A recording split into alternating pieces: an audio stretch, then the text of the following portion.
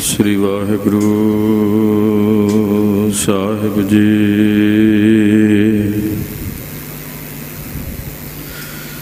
श्री नानक पाद पंकज बंदन, पाद पंकज बंदन। सिमरो अंगद दोख निकंदन। अमरदास गुर हृदय त्याऊं, गुर हृदय आवो। श्री गुरु रामदास गुण गाओ। श्री अर्जन बेगनन के नाशक, बेगनन के नाशक। हर गोबिंद शुभ स्मत प्रकाशक। श्री हर राय नामो कार जोरी, नामो कार जोरी। श्री हर कृष्ण नाम बहोरी। तेग बहादुर परम कृपाला जी, परम कृपाला। श्री गुरु गोबिंद सिंह बिसाला। तरु तरा पर पुन पुन सीसा जी, पुन पुन सीसा। बंदो बार बार जगदीसा। कंकारा सतगुरु तेह प्रसाद सच होए। वाहिगुरु जी की फतेह। विघ्न विनाशन सोए। कहाँ बुद्ध प्रभ तुछ हमारी, वर्ण सकै महिमा जो तिहारी। हम ना सकत कर सिफत तुम्हारी, आप ले हो तुम कथा सुधारी।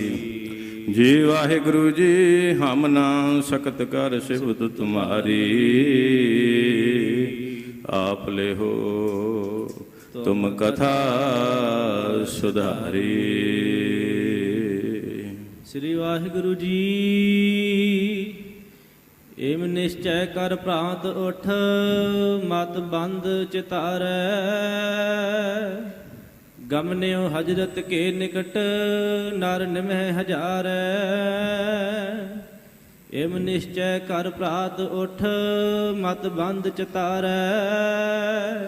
वाहिगुरु जी का खालसा, वाहिगुरु जी की फतेह। सतगुरु जी साजी निवाजी।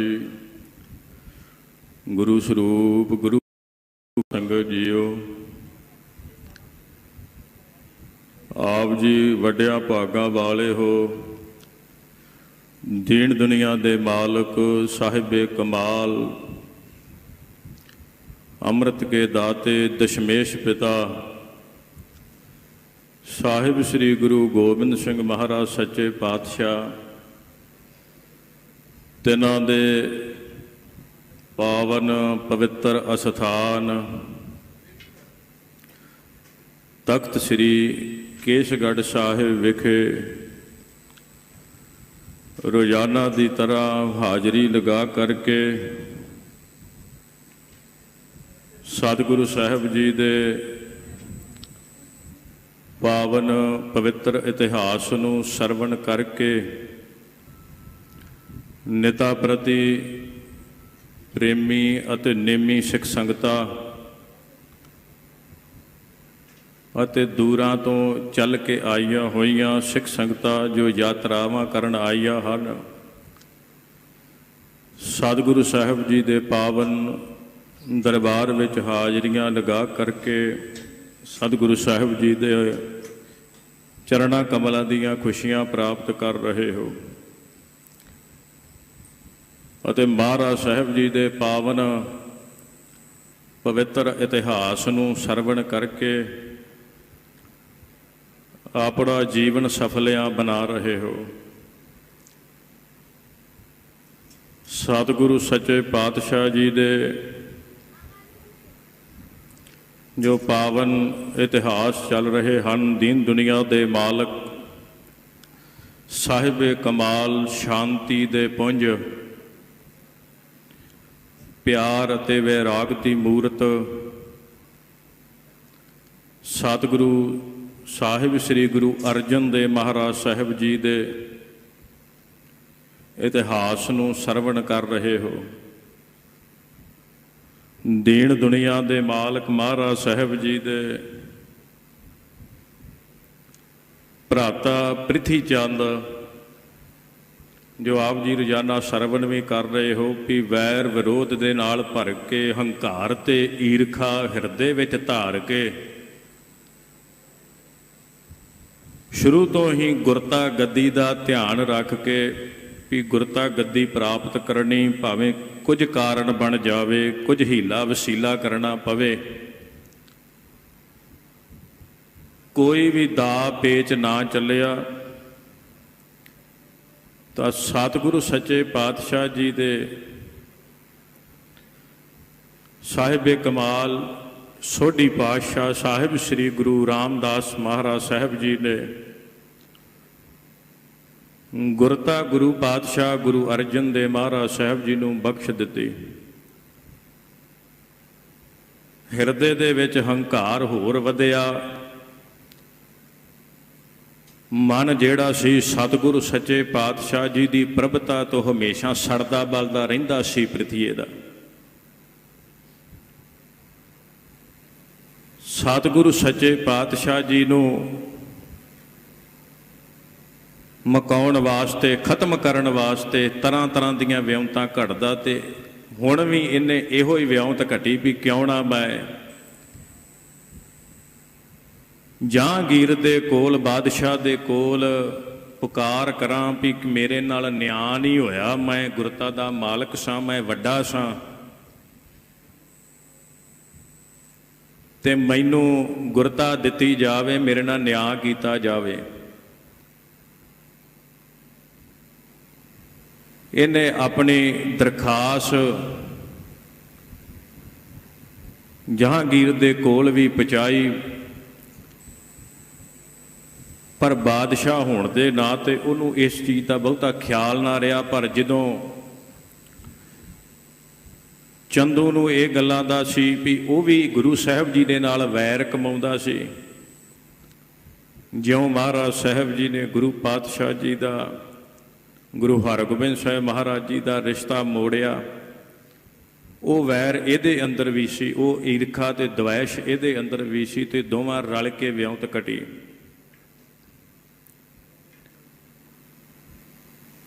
ਤੇ ਸੁਬਹੀ ਖਾਨ ਵਰਗਿਆਂ ਨੂੰ ਚੜਾਇਆ, ਪਰ ਮਹਾਰਾਜ ਸਾਹਿਬ ਸੱਚੇ ਪਾਤਸ਼ਾਹ ਜੀ ਦੇ ਜੋ ਤ੍ਰਿਕਾਲਦਰਸ਼ੀ ਤ੍ਰਿਲੋਕੀ ਦੇ ਮਾਲਕ, ਜਿਨ੍ਹਾਂ ਨੂੰ ਖਤਮ ਕਰਨ ਵਾਸਤੇ ਤੇ ਆਇਆ ਪਰ ਆਪ ਖਤਮ ਹੋ ਗਿਆ।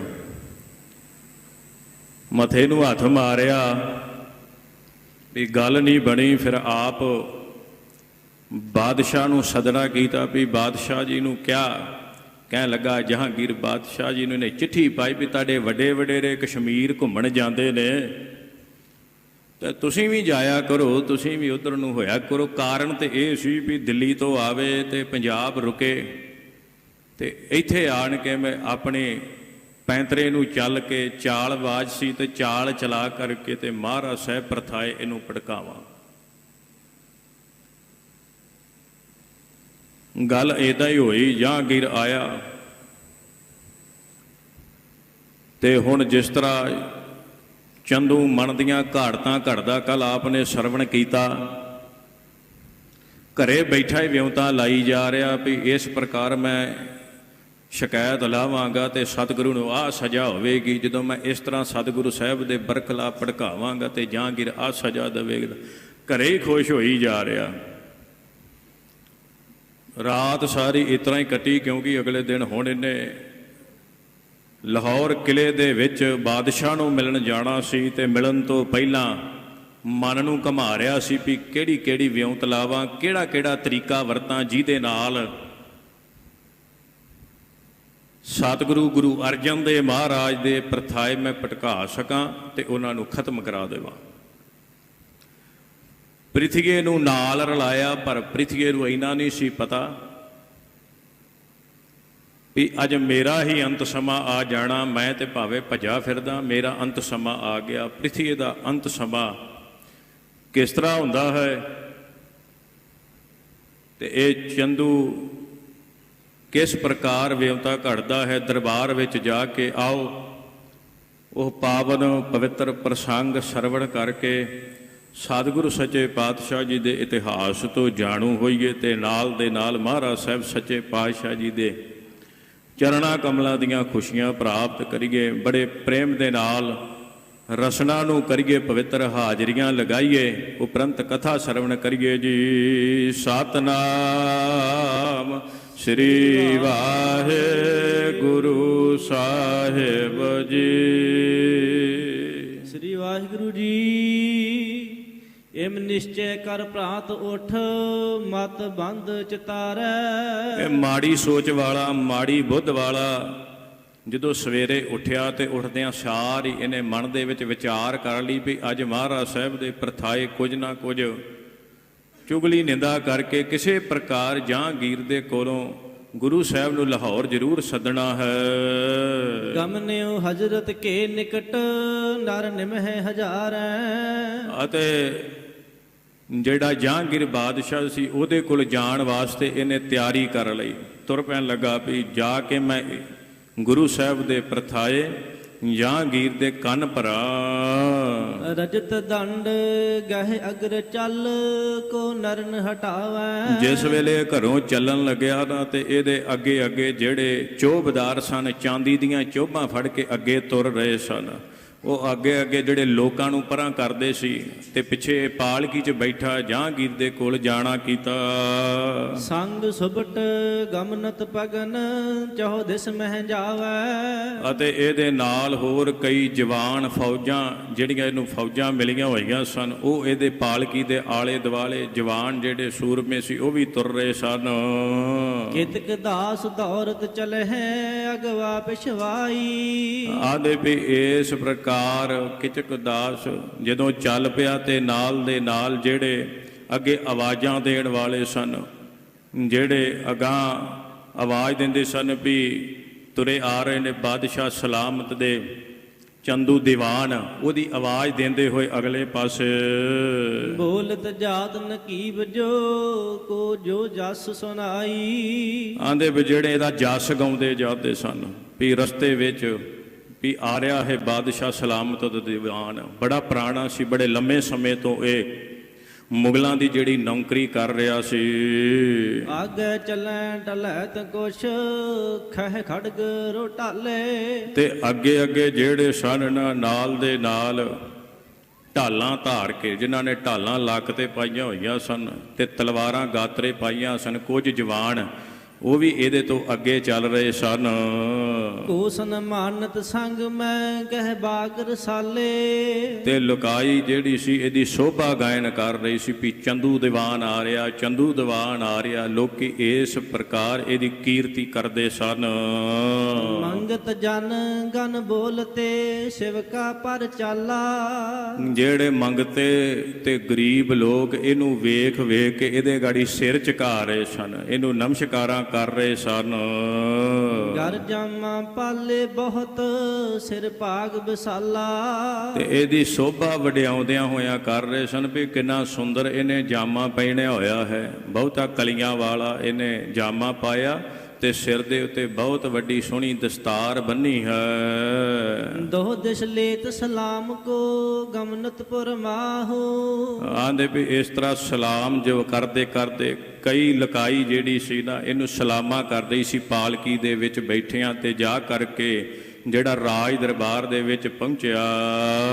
ਵੇਖ ਦੀਵਾਨ ਨਰ ਖਰੇ ਹੋਏ, ਸਨਮਾਨ ਉਮਾਹੂ। ਆਂਦੇ ਵੀ ਇਹਨੂੰ ਵੇਖ ਕਰਕੇ ਨਾ ਜਿੰਨੇ ਦੀਵਾਨ ਸੀ ਉੱਥੇ ਸਭਾ ਦੇ ਵਿੱਚ ਜਿਹੜੇ ਬੈਠੇ ਸਨ ਉਹ ਸਾਰੇ ਇਹਦੇ ਆਦਰ ਸਤਿਕਾਰ ਵਾਸਤੇ ਖੜੇ ਹੋ ਗਏ। ਸਿੰਘ ਪੌਰ ਮਹਿ ਥਰਿਓ ਜਬ ਭਟ ਗਨ ਭੇ ਠਾਂਡੇ। ਆਂਦੇ ਜਿਸ ਵੇਲੇ ਮੁੱਖ ਦਵਾਰ ਤੇ ਇਹ ਪਹੁੰਚਿਆ, ਜਿੰਨੀ ਫੌਜ ਸੀ ਉਥੋਂ ਦੀ ਉਹ ਵੀ ਸਿਰ ਝੁਕਾ ਕੇ ਇਹਦੇ ਗਾੜੀ ਖੜੀ ਹੋ ਗਈ। ਉਮਰਾਵਨ ਮਹਿ ਭੁਨ ਗਇਓ ਜੇ ਧਨ ਕਰ ਗਾਡੇ। ਉਮਰਾਵ ਜਿਹੜੇ ਉਸ ਸਮੇਂ ਦੇ ਸ਼ਾਹੂਕਾਰ ਸਨ, ਜਿਨ੍ਹਾਂ ਦੀ ਬਾਦਸ਼ਾਹ ਦੇ ਨਾਲ ਪ੍ਰੀਤੀ ਸੀ, ਉਹ ਵੀ ਉਹਦੇ ਦਰਬਾਰ ਵਿੱਚ ਸਜੇ ਸਨ। ਉਸ ਤੋਂ ਬਾਅਦ ਕਹਿੰਦੇ ਜਿਹੜੇ ਸ਼ਾਹੂਕਾਰ ਸੀ ਨਾ, ਇਹ ਸਾਰੇ ਖੜੇ ਹੋ ਕੇ ਇਹਦਾ ਅਦਬ ਕਰਨ ਲੱਗੇ, ਸਤਿਕਾਰ ਕਰਨ ਲੱਗੇ। ਜਹਾਂਗੀਰ ਬੈਠਿਓ ਤਖਤ ਬਹੁ ਨਮ ਕਰੰਤਾ। ਜਹਾਂਗੀਰ ਜੋ ਤਖਤ ਤੇ ਬੈਠਾ ਹੋਇਆ ਸੀ ਤੇ ਸਾਰੇ ਉਹਨੂੰ ਨਮਸਕਾਰਾਂ ਕਰ ਰਹੇ ਸਨ। ਉਥੇ ਜਾ ਕੇ ਇਸ ਨੇ ਵੀ ਨਮਸਕਾਰ ਕੀਤੀ ਜਹਾਂਗੀਰ ਬਾਦਸ਼ਾਹ ਨੂੰ, ਉਹਦੇ ਗਾੜੀ ਸਿਰ ਝੁਕਾਇਆ, ਕਿਉਂਕਿ ਬਾਦਸ਼ਾਹ ਦਾ ਇਹ ਨੌਕਰ ਸੀ ਤੇ ਨੌਕਰ ਦਾ ਇਹ ਫਰਜ਼ ਹੈ ਜਦੋਂ ਮਾਲਕ ਆਉਣ ਤੇ ਉਹਦੇ ਗਾੜੀ ਸਿਰ ਝੁਕਾਉਣਾ। ਦੀਵਾਨ ਇਹ ਲੋਕਾਂ ਵਾਸਤੇ ਸੀ, ਪਰ ਬਾਦਸ਼ਾਹ ਦਾ ਨੌਕਰ ਹੋਣ ਤੇ ਬਾਦਸ਼ਾਹ ਦੇ ਸਾਹਮਣੇ ਖੜਾ ਹੋਇਆ ਤੇ ਸਿਰ ਝੁਕਾਇਆ, ਉਹਨੂੰ ਨਮਸਕਾਰ ਕੀਤੀ। ਨਿਜ ਦਰਜੇ ਪਰ ਤਬ ਥਿਰਿਓ ਉਤਸ਼ਾਹ ਤਰੰਤਾ। ਆਦੇ ਵੀ ਜਦੋਂ ਨਮਸਕਾਰ ਕੀਤੀ ਤੇ ਉਸ ਵੇਲੇ ਜਹਾਂਗੀਰ ਬੜਾ ਖੁਸ਼ ਹੋਇਆ ਤੇ ਜਿਸ ਜਗ੍ਹਾ ਤੇ ਇਹਦੀ ਕੁਰਸੀ ਬਿਠਾਈ ਬਣਾਈ ਹੋਈ ਸੀ ਨਾ, ਇੱਕ ਇਹਦਾ ਸਥਾਨ ਬਣਿਆ ਹੋਇਆ ਸੀ ਵੀ ਇਸ ਜਗ੍ਹਾ ਤੇ ਚੰਦੂ ਦੀਵਾਨ ਬਹਿਣਾ, ਹੁਕਮ ਕੀਤਾ ਵੀ ਜਾ ਕੇ ਆਪਣੇ ਕੁਰਸੀ ਤੇ ਬੈਠ ਜਾਓ ਤੇ ਚੰਦੂ ਦੀਵਾਨ ਆਪਣੀ ਕੁਰਸੀ ਉੱਤੇ ਬੈਠਾ। ਹਜ਼ਰਤ ਕੋ ਅਮਨੰਦਨੇ ਕਰ ਕਰ ਚਤਰਾਈ। ਤੇ ਹਜ਼ਰਤ ਜਿਹੜਾ ਸੀ ਸਮੇਂ ਦਾ ਬਾਦਸ਼ਾਹ ਜਹਾਂਗੀਰ, ਉਹਦੇ ਗਾੜੀ ਜਾ ਕਰਕੇ ਕੁਰਸੀ ਤੇ ਬਹਿ ਕੇ ਉਹਦੀ ਸ਼ੋਭਾ ਗਾਇਨ ਕਰਨ ਲੱਗਾ। ਕਿਉਂਕਿ ਜਿਹੜੇ ਚਾਪਲੂਸ ਹੁੰਦੇ ਨੇ ਨਾ, ਜਿਨ੍ਹਾਂ ਨੇ ਕੰਮ ਲੈਣਾ ਹੋਵੇ ਤੇ ਉਹ ਚਾਪਲੂਸਾਂ ਨੂੰ ਹੀ ਆਉਂਦਾ ਕੰਮ ਲੈਣਾ 2 ਨੰਬਰ ਦਾ, ਤੇ ਇਹਨੇ 2 ਨੰਬਰ ਦਾ ਕੰਮ ਕਰਾਉਣਾ ਸੀ, ਕਿਉਂਕਿ ਝੂਠ ਤੇ ਚੁਗਲੀ ਭਰਨੀ ਸੀ ਉਹਦੇ ਕੰਨਾਂ ਦੇ ਵਿੱਚ। ਤੇ ਬਾਦਸ਼ਾਹ ਜਿਹੜਾ ਕੰਨਾਂ ਦੇ ਕੱਚੇ ਹੁੰਦੇ ਨੇ, ਕੱਚੇ ਹੋਣ ਦੇ ਨਾਂ ਤੇ ਪਹਿਲਾਂ ਸ਼ੋਭਾ ਕਰਨ ਲੱਗਾ ਉਹਨਾਂ ਦੀ। ਬਾਦਸ਼ਾਹ ਸਲਾਮਤ, ਤੁਹਾਡੇ ਵਰਗਾ ਹੋਰ ਕੋਈ ਨਹੀਂ ਸੰਸਾਰ ਦੇ ਉੱਤੇ, ਤੁਹਾਡਾ ਨਿਆਂ ਬੜਾ ਨਿਆਂਕਾਰੀ ਹੈ, ਤੁਸੀਂ ਹਮੇਸ਼ਾ ਹੀ ਲੋਕਾਂ ਦੇ ਹਿੱਤ ਵਿੱਚ ਰਹਿੰਦੇ ਹੋ, ਤੁਸੀਂ ਹਮੇਸ਼ਾ ਹੀ ਪ੍ਰਜਾ ਦਾ ਸੋਚਦੇ ਹੋ। ਬੜੀ ਸ਼ੋਭਾ ਕਰ ਰਿਹਾ ਸੀ ਮਿੱਠੇ ਮਿੱਠੇ ਬੋਲਾਂ ਦੇ ਨਾਲ। ਕਹਿਤ ਸੁਨਾਵਤ ਮਿਰਦਲ ਬਚ ਕੀਰਤ ਵਰਦਾਈ। ਆਂਦੇ ਵੀ ਇਸ ਤਰ੍ਹਾਂ ਬੜੇ ਮਿੱਠੇ ਮਿੱਠੇ ਸੁਭਾਅ ਨਾਲ ਉਹਦੀ ਕੀਰਤੀ ਜਸ ਕਰਨ ਲੱਗਾ ਜਹਾਂਗੀਰ ਬਾਦਸ਼ਾਹ ਜੀ ਦਾ। ਹਸਤ ਸਾਹੋ ਹਰ ਖਤਹਿਓ ਸਭ ਸਭਾ ਸਰਾਹਿਓ। ਤੇ ਜਹਾਂਗੀਰ ਵੀ ਨੇ ਵੇਖਿਆ ਵੀ ਜਿਸ ਵੇਲੇ ਇਹਨੇ ਸ਼ੋਭਾ ਕੀਤੀ ਤੇ ਜਹਾਂਗੀਰ ਬਾਦਸ਼ਾਹ ਸੀ, ਉਹਨੇ ਵੀ ਕਹਿ ਦਿੱਤਾ, ਕਹਿੰਦੇ ਵੀ ਚੰਦੂ ਦੀਵਾਨ ਸਾਡਾ ਬੜਾ ਪੁਰਾਣਾ ਸੇਵਕ ਹੈ, ਬੜਾ ਪੁਰਾਣਾ ਸਾਡੇ ਕੋਲ ਦੀਵਾਨੀ ਕਰ ਰਿਹਾ ਹੈ ਤੇ ਇਹ ਬਹੁਤ ਇਮਾਨਦਾਰ ਭਲਾ ਲੋਕ ਹੈ। ਇਸ ਪ੍ਰਕਾਰ ਨਾਲ ਜਹਾਂਗੀਰ ਨੇ ਵੀ ਚੰਦੂ ਦੀ ਸ਼ੋਭਾ ਕਰਨੀ ਸ਼ੁਰੂ ਕਰ ਦਿੱਤੀ ਤੇ ਚੰਦੂ ਖੁਸ਼ ਹੋ ਗਿਆ। ਤੇ ਜਦੋਂ ਕਿਸੇ ਇਹੋ ਜਿਹੇ ਬੰਦੇ ਦੀ ਸ਼ੋਭਾ ਹੋਵੇ ਤੇ ਉਹਦਾ ਰਹਿਣ ਦਾ ਥਾਂ ਬਦਲ ਜਾਂਦਾ, ਉਹਦੀ ਸੋਚ ਬਦਲ ਜਾਂਦੀ, ਕਿਉਂਕਿ ਉਹਦੇ ਮਨ ਦੇ ਵਿੱਚ ਹੰਗਤਾ ਆ ਜਾਣੀ, ਹੰਕਾਰ ਆ ਜਾਣਾ। ਜਿਹੜੇ ਪਰਮੇਸ਼ਰ ਦੇ ਪਿਆਰੇ ਨੇ ਉਹ ਨਾ ਤੇ ਸ਼ੋਭਾ ਤੋਂ ਖੁਸ਼ ਹੁੰਦੇ ਤੇ ਨਾ ਬਰਿਆਈ ਤੋਂ ਦੁਖੀ। ਪਰ ਇਹ ਨਿੰਦਕ ਸੀ, ਇਹਦੀ ਸ਼ੋਭਾ ਹੋਈ ਤਾਂ ਬੜਾ ਖੁਸ਼ ਹੋਇਆ ਵੀ ਸਾਰੀ ਸਭਾ ਦੇ ਵਿੱਚ ਮੈਨੂੰ ਖੁਸ਼ ਕਰ ਦਿੱਤਾ। ਚੰਦ ਦੀਵਾਨ ਪੁਰਾਤਨੀ ਰਾਵੁਰ ਚਿਤ ਚਾਹਿਓ। ਆਂਦੇ ਵੀ ਬੜਾ ਪੁਰਾਣੇ ਸਮੇਂ ਤੋਂ ਦੀਵਾਨੀ ਕਰ ਰਿਹਾ, ਬੜੀ ਸ਼ੋਭਾ ਕੀਤੀ ਇਸ ਦੀ ਸਾਰਿਆਂ ਨੇ। ਘਾਤ ਪਾਏ ਬੋਲਿਓ ਬੋਹਰ ਸੁਨ ਪਨਹਿ ਜਹਾਨਾ। ਫਿਰ ਸਮਾਂ ਵੇਖਿਆ, ਗੱਲ ਕਰਨ ਦਾ ਸਮਾਂ ਵੇਖਿਆ ਵੀ ਬਾਦਸ਼ਾਹ ਹੁਣ ਖੁਸ਼ ਆ ਤੇ ਹੁਣ ਗੱਲ ਕਰਨੀ ਬਣਦੀ ਹੈ। ਸਮਾਂ ਵੇਖ ਕੇ ਇਹਨੇ ਫਿਰ ਆਪਣੇ ਹਿਸਾਬ ਦੇ ਨਾਲ ਗੱਲ ਸ਼ੁਰੂ ਕਰ ਲਈ, ਕਿਉਂਕਿ ਪ੍ਰਿਥੀ ਚੰਦ ਨਾਲ ਰਲਿਆ ਹੋਇਆ ਸੀ। ਤੇ ਪ੍ਰਿਥੀ ਚੰਦ ਨੂੰ ਸੱਦ ਕੇ ਤੇ ਇਹਨੇ ਜਦੋਂ ਬਾਦਸ਼ਾਹ ਦੇ ਗਾੜੀ ਸੋਚਿਆ ਸੀ ਵੀ ਮੈਂ ਹੋਰ ਇਹਦੇ ਕੰਨ ਭਰਾਂਗਾ ਤੇ ਬਾਦਸ਼ਾਹ ਛੇਤੀ ਦੇ ਨਾਲ ਗੁਰੂ ਅਰਜਨ ਦੇਵ ਮਹਾਰਾਜ ਜੀ ਨੂੰ ਸ਼ਹੀਦ ਕਰਨ ਦਾ ਹੁਕਮ ਦੇ ਦੇਣਗੇ। ਜਦੋਂ ਦੇਖਿਆ ਵੀ ਸਮਾਂ ਆ ਗਿਆ ਤੇ ਇਹਨੇ ਬੜੀ ਛੇਤੀ ਦੇ ਨਾਲ ਜਹਾਂਗੀਰ ਬਾਦਸ਼ਾਹ ਦੇ ਗਾੜੀ ਇੱਕ ਗੱਲ ਰੱਖਣਾ ਕੀਤੀ। ਬਹੁਤ ਦਿਨ ਬੀਤੇ ਪ੍ਰਿਥੀਏ ਨਿਜ ਕਸ਼ਟ ਬਖਾਨਾ। ਆਂਦੇ ਬੜੇ ਲੰਮੇ ਸਮੇਂ ਤੋਂ ਜਿਹੜਾ ਪ੍ਰਿਥੀ ਚੰਦ ਹੈ ਨਾ, ਗੁਰੂ ਰਾਮਦਾਸ ਮਹਾਰਾਜ ਸਾਹਿਬ ਜੀ ਦਾ ਵੱਡਾ ਸਪੁੱਤਰ ਤੇ ਗੁਰੂ ਅਰਜਨ ਦੇਵ ਮਹਾਰਾਜ ਦਾ ਵੱਡਾ ਭਰਾ, ਆਂਦੇ ਬੜੇ ਲੰਮੇ ਸਮੇਂ ਤੋਂ ਇਹ ਦੁੱਖ ਭੋਗ ਰਿਹਾ। ਕਿਉਂ? ਕਹਿੰਦੇ ਇਹਦੇ ਨਾਲ ਨਿਆਂ ਨਹੀਂ ਹੋਇਆ, ਨਿਆਂਕਾਰ ਨਹੀਂ ਕੀਤਾ। ਇਹਦੇ ਨਾਲ ਧੱਕਾ ਹੋ ਗਿਆ, ਗੁਰਤਾ ਇਹਦੀ ਬਣਦੀ ਸੀ ਤੇ ਜਿਹਦੇ ਕਰਕੇ ਇਹਨੇ ਤੁਹਾਡੇ ਗਾੜੀ ਦਰਖਾਸਤ ਲਾਈ ਸੀ। ਤੁਸੀਂ ਉਸ ਸਮੇਂ ਇਹਦੀ ਦਰਖਾਸਤ ਨੂੰ ਪੜ੍ਹਿਆ। ਕਹਿਓ ਆਪ ਲਵਪੁਰ ਚਲਹਿ ਤਹਿ ਝਗਰਨ ਬੇਰਾ। ਤੇ ਤੁਸੀਂ ਇਹ ਗੱਲ ਕੀਤੀ ਸੀ ਵੀ ਜਦੋਂ ਅਸੀਂ ਲਾਹੌਰ ਸ਼ਹਿਰ ਪਹੁੰਚਾਂਗੇ ਨਾ, ਉਦੋਂ ਇਹਨਾਂ ਨੂੰ ਸੱਦਾਂਗੇ ਤੇ ਇਹਨਾਂ ਦਾ ਝਗੜਾ ਖਤਮ ਕਰ ਦੇਵਾਂਗੇ। ਤੇ ਬਾਦਸ਼ਾਹ ਸਲਾਮਤ ਉਹ ਸਮਾਂ ਅੱਜ ਆ ਗਿਆ। ਤੁਸੀਂ ਕਿਰਪਾ ਕਰੋ, ਹੁਣ ਇਹ ਪ੍ਰਿਥੀ ਚੰਦ ਦੀ ਗੁਹਾਰ ਜਿਹੜੀ ਉਹਨੇ ਪੁਕਾਰ ਕੀਤੀ, ਤੁਹਾਡੇ ਗਾੜੀ ਦਰਖਾਸਤ ਲਾਈ, ਉਹਨੂੰ ਸੁਣ ਲਓ। ਰਹਿਓ ਪਰੀਖਤ ਸ਼ੁੱਧਤ ਜਿਮ ਭੋਜਨ ਦਿਸ ਹੇਰਾ। ਆਂਦੇ ਉਹ ਤੇ ਤੁਹਾਡੇ ਹੁਕਮ ਨੂੰ ਨਾ ਇਸ ਤਰ੍ਹਾਂ ਉਡੀਕ ਰਿਹਾ ਜਿਸ ਤਰ੍ਹਾਂ ਮਾਨੋ ਕੋਈ ਭੁੱਖਾ ਭੋਜਨ ਉਡੀਕ ਰਿਹਾ ਹੋਵੇ ਨਾ, ਤੇ ਉਹਨੂੰ ਭੋਜਨ ਮਿਲ ਜਾਵੇ, ਉਹਦੇ ਮਨ ਦੀ ਤ੍ਰਿਪਤੀ ਹੋ ਜਾਂਦੀ ਹੈ। ਇਸ ਪ੍ਰਕਾਰ ਇਹ ਤੁਹਾਡੇ ਹੁਕਮ ਨੂੰ ਉਡੀਕ ਰਿਹਾ ਵੀ ਕਦੋਂ ਬਾਦਸ਼ਾਹ ਸਲਾਮਤ ਆਖਣ ਤੇ ਇੱਥੇ ਕਿਲੇ ਦੇ ਵਿੱਚ ਲਾਹੌਰ ਸਭਾ ਦੇ ਵਿੱਚ ਬੁਲਾਇਆ ਜਾਵੇ ਤੇ ਉਹਨੂੰ ਨਿਆਂ ਮਿਲ ਸਕੇ, ਉਹ ਆਪਣੀ ਗੱਲ ਰੱਖ ਸਕੇ ਤੁਹਾਡੇ ਗਾੜੀ। ਅਬ ਆਵਨ ਕੋ ਚਾਹਤ ਹੈ ਤੁਮ ਪਾਏ ਰਜਾਈ। ਕਹਿੰਦੇ ਹੁਣ ਤੁਹਾਡਾ ਹੀ ਹੁਕਮ ਉਡੀਕ ਰਿਹਾ ਜੇ ਤੁਸੀਂ ਕਹੋਗੇ ਨਾ ਤੇ ਫਿਰ ਉਹਨੂੰ ਸੱਦ ਲੈਨੇ ਆ, ਉਹ ਆਣ ਕਰਕੇ ਤੁਹਾਡੇ ਕੋ ਤੇ ਇੱਥੇ ਹਾਜ਼ਰ ਹੋ ਜਾਵੇ। ਸੁਨਹੁ ਨਿਬੇਰੋ ਨਿਆਵ ਕਹੋ ਲੇਹੋ ਦੋਹਨ ਬੁਲਾਈ। ਤੇ ਇਹ ਚੰਦੂ ਦੀਵਾਨ ਕਹਿਣ ਲੱਗਾ ਵੀ ਅਸੀਂ ਇੱਕ ਹੋਰ ਗੱਲ ਤੁਹਾਨੂੰ ਕਹਿੰਦੇ ਆ।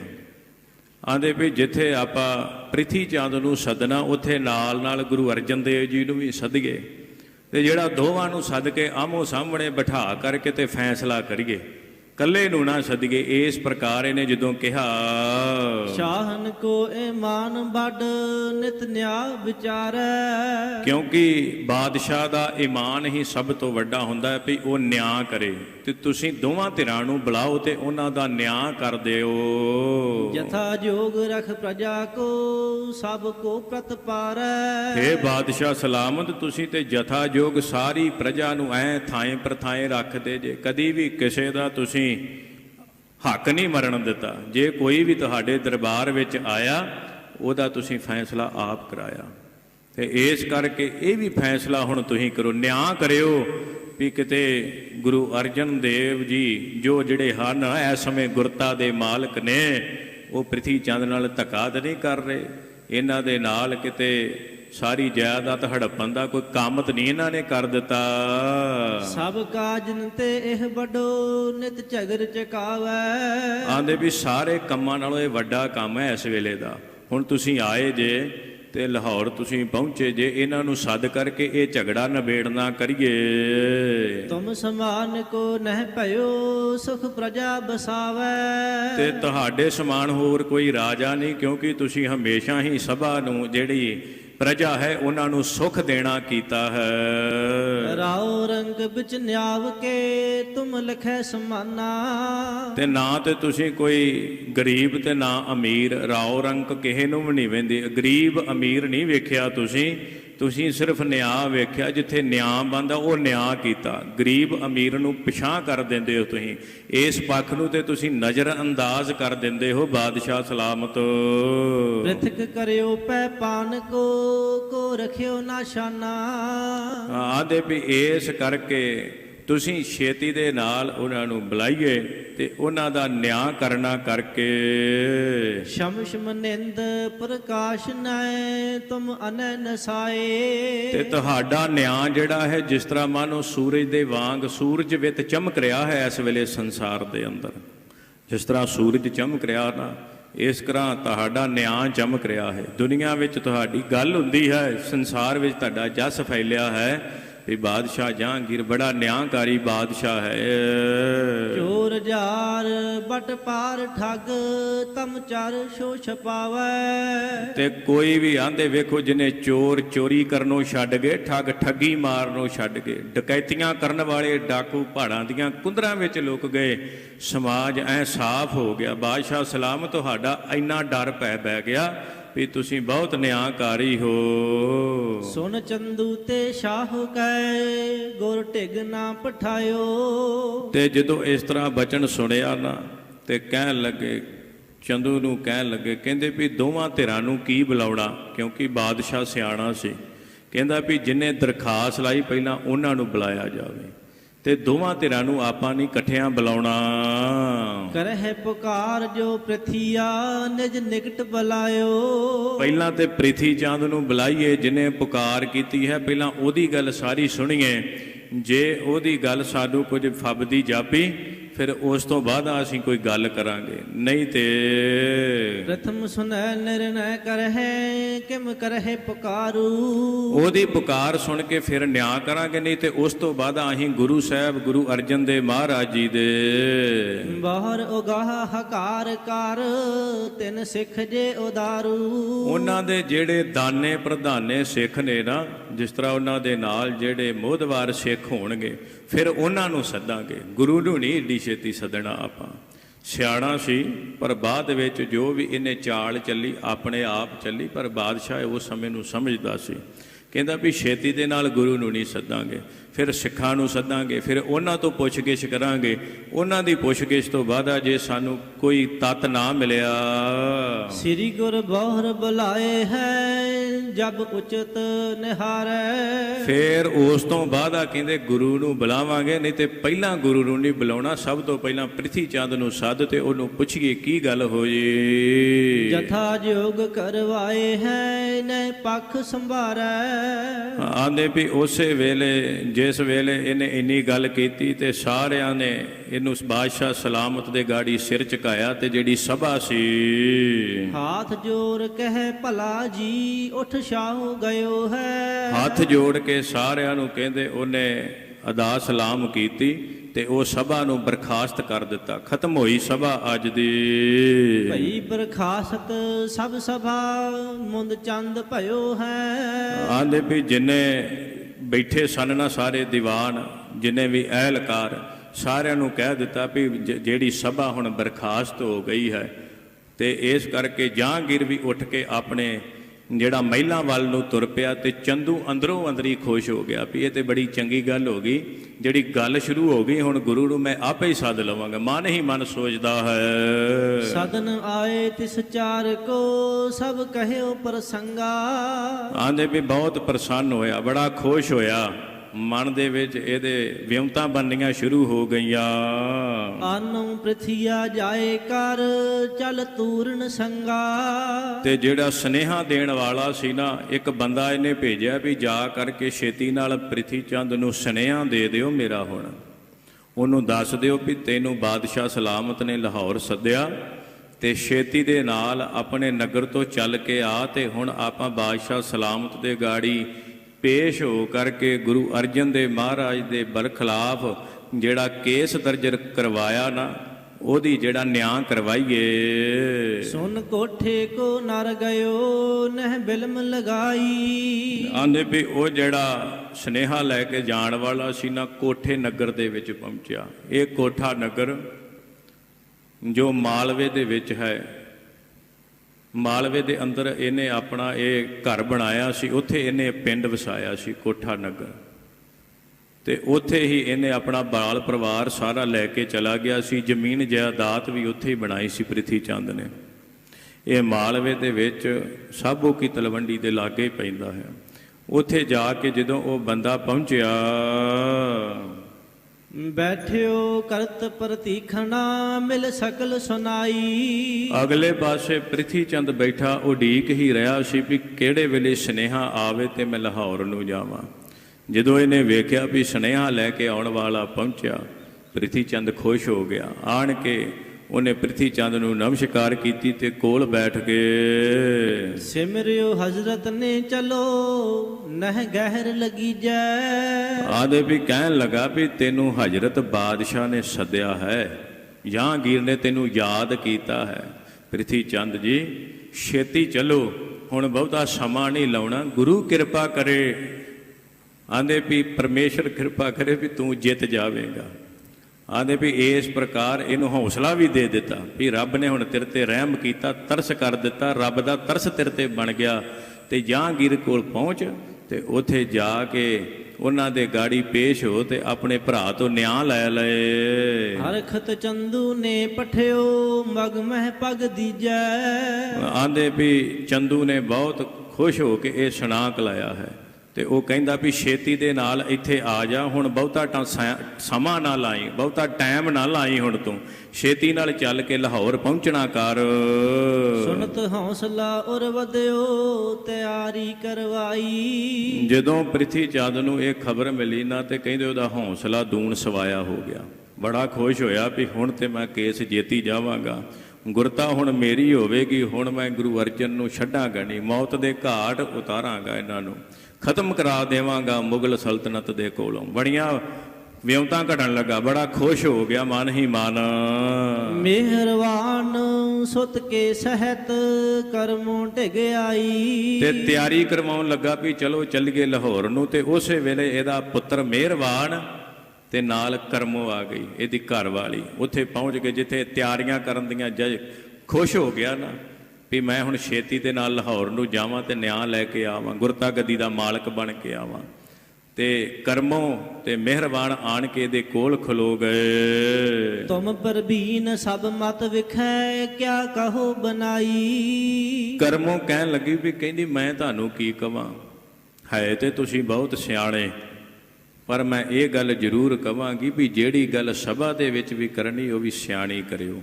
ਇਸ ਪ੍ਰਕਾਰ ਕਰਮੋ ਜਿਹੜੀ ਸੀ ਉਹ ਪ੍ਰਿਥੀ ਚੰਦ ਨੂੰ ਸਮਝਾਉਣ ਲੱਗੀ। ਕਰੋ ਬਾਤ ਸੁਭ ਰੀਤ ਕੀ ਹੋਏ ਸਹਿਜ ਸੁਭਾਈ। ਇਸ ਪ੍ਰਕਾਰ ਗੱਲ ਕਰਿਓ ਵੀ ਜਿਹੜੀ ਸਹਿਜ ਸੁਭਾਅ ਲੱਗੇ ਵੀ ਤੁਸੀਂ ਸੱਚੇ ਹੀ ਹੋ।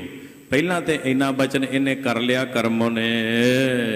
ਨਹੀਂ ਉਲਟੀ ਕਿਮ ਘਰ ਪਰ ਹੈ ਪਤ ਰਹੇ ਨਾ ਜੈਸੇ। ਪਰ ਇੱਕ ਗੱਲ ਦਾ ਖਿਆਲ ਰੱਖਿਓ, ਇਹ ਨਾ ਹੋਵੇ ਵੀ ਮੁਗਲਾਂ ਦੇ ਕੋਲ ਜਾਣਾ ਤੁਸੀਂ ਤੇ ਉਹਨਾਂ ਦੇ ਕੋਲ ਜਾ ਕੇ ਤੁਹਾਡੇ ਕੋਲ ਕੋਈ ਅਨਾਪ ਸ਼ਨਾਪ ਬੋਲਿਆ ਜਾਵੇ, ਕੋਈ ਗਲਤ ਗੱਲ ਬੋਲੀ ਜਾਵੇ ਤੇ ਜਿਹਦਾ ਦੰਡ ਆਪਾਂ ਸਾਰਿਆਂ ਨੂੰ ਭੋਗਣਾ ਪਵੇ। ਇਹ ਗੱਲ ਦਾ ਧਿਆਨ ਰੱਖਿਓ, ਕੋਈ ਉੱਥੇ ਗਲਤ ਗੱਲ ਨਾ ਹੋ ਜਾਵੇ।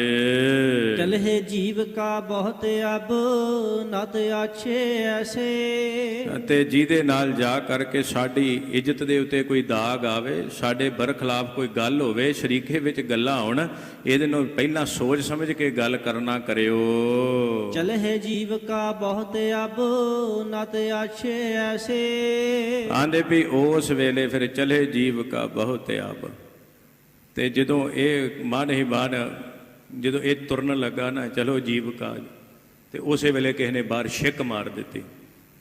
ਤੇ ਕਹਿੰਦੇ ਇਹਦੇ ਜਦੋਂ ਵੇਖਿਆ ਤੇ ਜਾ ਕਰਕੇ ਜਦੋਂ ਕਰਮੋ ਨੇ ਵੇਖਿਆ ਉਹਦੇ ਮਨ ਦੇ ਵਿੱਚ ਚੁੱਤੀ ਆ ਗਈ, ਮਨ ਦੇ ਵਿੱਚ ਡਰ ਗਈ, ਬਹੁਤ ਘਬਰਾ ਗਈ। ਤੂਰਨ ਸੋ ਬਹੁ ਪਰੈ ਤੁਰਕਾਨ ਸੋ ਕਰਹਿ ਨਾ ਸਨਮਾਨਾ। ਤੇ ਕਹਿੰਦੀ ਤੁਸੀਂ ਤੁਰਕਾਂ ਦੇ ਕੋਲ ਚੱਲੇ ਜੇ, ਇਹ ਨਾ ਹੋਵੇ ਉੱਥੇ ਸਨਮਾਨ ਨਾ ਮਿਲੇ, ਤੁਹਾਡਾ ਆਦਰ ਨਾ ਹੋਵੇ, ਬੜਾ ਸੋਚ ਸਮਝ ਕੇ ਜਾਣਾ ਕਰਿਓ। ਹਾਸੀ ਕਰਹਿ ਸ਼ਰੀਕ ਗਨ ਜੇ ਹੋਏ ਕੁਛ ਹਾਨਾ। ਤੇ ਜੇ ਕੁਝ ਹੋ ਗਿਆ ਤੇ ਸ਼ਰੀਕ ਜਿਹੜੇ ਨੇ ਬਹੁਤਾ ਹੱਸਣਾ ਕਰਨਗੇ ਸਾਡੇ ਉੱਤੇ। ਵਹਿ ਨ ਆਸ਼ੋ ਅਬ ਲਗੇ ਹੈ ਕਿਤ ਜਾਣ ਤੁਮਾਰਾ। ਕਹਿੰਦੇ ਵੀ ਉਹਨਾਂ ਨੂੰ ਫਿਰ ਬੜਾ ਹਾਸਾ ਬਣ ਜਾਵੇਗਾ, ਮੈਨੂੰ ਨਹੀਂ ਚੰਗਾ ਲੱਗ ਰਿਹਾ ਵੀ ਤੁਸੀਂ ਜਾਓ। ਬਾਅਦ ਵਿੱਚ ਘਬਰਾਉਣਾ ਵੀ ਕੀਤਾ ਵੀ ਮੈਨੂੰ ਚੰਗਾ ਨਹੀਂ ਲੱਗ ਰਿਹਾ ਤੁਸੀਂ ਜਾਓ, ਕਿਉਂਕਿ ਇਹਦੇ ਮਨ ਦੇ ਵਿੱਚ ਇਹ ਸੀ, ਡਰ ਸੀ, ਥੋੜਾ ਭੈ ਵੀ ਸੀ। ਇੱਕ ਪਾਸੇ ਇਹਨੇ ਪ੍ਰਿਥੀ ਚੰਦ ਨੂੰ ਇਹ ਵੀ ਕਹਿਣਾ ਕੀਤਾ ਵੀ ਆਪਾਂ ਨੂੰ ਗੁਰੂ ਸਾਹਿਬ ਨੇ ਬੇਅੰਤ ਬਖਸ਼ਿਸ਼ਾਂ ਕੀਤੀਆਂ, ਜਾਇਦਾਦ ਬਹੁਤ ਦਿੱਤੀ ਹੈ, ਸੁੱਖ ਦਾ ਰੋਟੀ ਪਾਣੀ ਵੀ ਖਾ ਰਹੇ ਹਾਂ, ਤੇ ਮੈਂ ਤੇ ਕਹਿੰਦੀ ਤੁਸੀਂ ਛੱਡੋ, ਆਪਾਂ ਕੀ ਲੈਣਾ ਇਸ ਕੰਮ ਦੇ ਵਿੱਚੋਂ। ਪਰ ਫਿਰ ਪ੍ਰਿਥੀ ਦੀ ਜਿੱਦ ਦੇ ਕਰਕੇ ਜਦੋਂ ਇਹਨੇ ਇਤਰਾ ਕੀਤਾ ਵੀ ਪ੍ਰਿਥੀ ਚੰਦ ਨੇ ਜਿੱਦ ਕੀਤੀ ਵੀ ਮੈਂ ਜਾਣਾ ਜਾਣਾ, ਇਹ ਸਮਾਂ ਹੈ ਮੇਰਾ, ਹੁਣ ਮੈਨੂੰ ਜਾਣਾ ਚਾਹੀਦਾ। ਤੇ ਇਹ ਰੋਕ ਰਹੀ ਹੈ ਉਹਨੂੰ ਵੀ ਮੈਨੂੰ ਚੰਗਾ ਨਹੀਂ ਲੱਗ ਰਿਹਾ, ਵੀ ਤੁਸੀਂ ਨਾ ਜਾਓ ਤੇ ਬੜੀ ਚੰਗੀ ਗੱਲ ਹੋਵੇਗੀ। ਗੁਰੂ ਪਦਾਰਥ ਬਉਦੈ ਭਲ ਚਲੇ ਗੁਜ਼ਾਰਾ। ਤੇ ਜਿਹੜੇ ਗੁਰੂ ਸਾਹਿਬ ਨੇ ਬੇਅੰਤ ਪਦਾਰਥ ਦਿੱਤੇ ਨੇ, ਸਾਡਾ ਬਹੁਤ ਵਧੀਆ ਗੁਜਰਾਨ ਹੋ ਰਿਹਾ ਹੈ। ਸੁਨ ਪ੍ਰਿਥੀਏ ਧੀਰਜ ਦਈ ਕਿਮ ਬੋਲਤ ਬੈਨਾ। ਤੇ ਪ੍ਰਿਥੀ ਚੰਦ ਨੇ ਬੜੇ ਪਿਆਰ ਦੇ ਨਾਲ ਕਰਮ ਨੂੰ, ਆਪਣੀ ਘਰ ਵਾਲੀ ਨੂੰ ਧੀਰਜ ਦੇਣਾ ਕੀਤਾ, ਸਮਝਾਇਆ ਵੀ ਤੂੰ ਇਸ ਤਰ੍ਹਾਂ ਨਾ ਕਰ, ਆਪਣਾ ਦਿਲ ਛੋਟਾ ਨਾ ਕਰ। ਲੈਨ ਸਮੋਗਾ ਦੀ ਅਬ ਹੈ ਕਿਮ ਬੈਠਵੇ ਅੰਨਾ। ਤੇ ਕਹਿੰਦੇ ਹੁਣ ਤੇ ਸਮਾਂ ਵਾ ਗੁਰਤਾ ਗੱਦੀ ਲੈਣ ਦਾ, ਜੇ ਹੁਣ ਨਾ ਮਿਲੀ ਫਿਰ ਆਪਾਂ ਨੂੰ ਕਦੀ ਵੀ ਗੁਰਤਾ ਗੱਦੀ ਨਹੀਂ ਮਿਲਣੀ। ਇਹ ਸਮਾਂ ਆਪਾਂ ਆਪਣੇ ਹੱਥੋਂ ਜਾਣ ਨਹੀਂ ਦੇਣਾ। ਜੀਅਤ ਰਹਿ ਰਿਪ ਕੋ ਹਤ ਹੈ ਪੁਨ ਮਿਲ ਹੈ ਆਈ। ਜਿਉਂਦੇ ਰਵਾਂਗੇ ਕਹਿੰਦੇ, ਆਪਣੇ ਦੁਸ਼ਮਣਾਂ ਨੂੰ ਖਤਮ ਕਰੂੰਗਾ ਤੇ ਜਿਉਂਦਾ ਰਹੂੰਗਾ ਨਾ ਜਦੋਂ ਮੈਂ, ਤੇ ਵਾਪਸ ਆਣ ਕੇ ਫਿਰ ਤੁਹਾਨੂੰ ਮਿਲ ਲਵਾਂਗਾ। ਪਰ ਹੁਣ ਮੈਨੂੰ ਰੋਕਣਾ ਨਾ ਕਰ, ਮੈਂ ਜਾਣਾ ਹੈ ਤੇ ਆਪਣਾ ਨਿਆਂ ਲੈ ਕੇ ਆਉਣਾ ਹੈ। ਨਤ ਬੈਠੋ ਦਰ ਸ਼ਾਹ ਕੇ ਲਿਓ ਕਿ ਮੈਂ ਰਜਾਈ। ਤੇ ਜੇ ਉਸ